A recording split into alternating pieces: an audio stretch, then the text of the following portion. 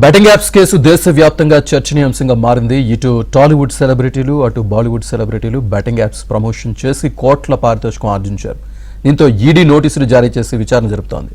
తాజాగా మంచు లక్ష్మిని, సురేష్ రైనాను విచారణ చేసిన ఈడీ అధికారులు కీలక విషయాల్ని రాబట్టారు. బెట్టింగ్ యాప్లు ప్రమోట్ చేసిన సెలబ్రిటీలు, ఇన్ఫ్లుయెన్సర్లు ఇప్పుడు ఈడీ చుట్టూ తిరుగుతున్నారు. ఇప్పటికే ప్రకాష్ రాజ్, విజయ్ దేవరకొండ, రానా విచారణకు హాజరు కాగా బుధవారం నటి, నిర్మాత మంచు లక్ష్మీ ప్రసన్న ఈడీ విచారణకు హాజరయ్యారు. YOLO 247 gaming and betting app ను ప్రమోట్ చేసినందుకు గాను కుదుర్చుకున్న ఒప్పందాలు, అందుకు ప్రతిఫలంగా అందుకున్న పారితోషికం, ఇతర ఆర్థిక లావాదేవీల గురించి ఈడీ అధికారులు ఆరా తీశారు. ఈ కేసుకు సంబంధించి మంచు లక్ష్మి నుంచి అధికారులు వాంగ్మూలాన్ని నమోదు చేశారు. తన 5 ఏళ్ల బ్యాంకు ఖాతాకు సంబంధించిన అన్ని స్టేట్మెంట్లను మంచు లక్ష్మి ఈడీకి సమర్పించారు.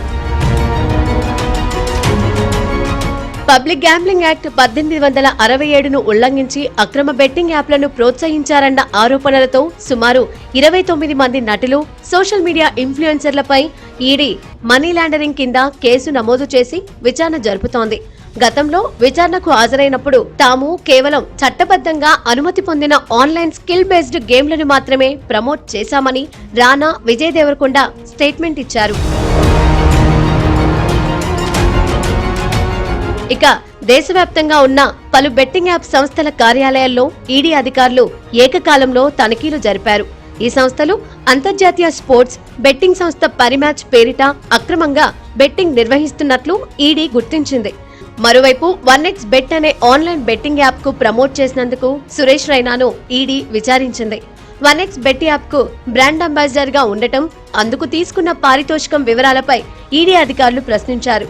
ఈ యాప్ల ద్వారా వచ్చిన డబ్బును వివిధ బ్యాంకు ఖాతాల ద్వారా బదిలీ చేసి హవాలా, క్రిప్టో కరెన్సీ సాయంతో విదేశాలకు తరలిస్తున్నట్లు ఈడీ తమ విచారణలో కనుగొంది.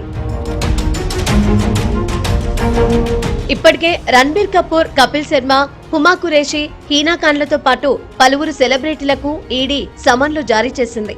ఈ కేసులపై ఈడీ ఇటు టాలీవుడ్ అటు బాలీవుడ్ ప్రముఖులపై ఎలాంటి చర్యలు తీసుకుంటుందో చూడాలి.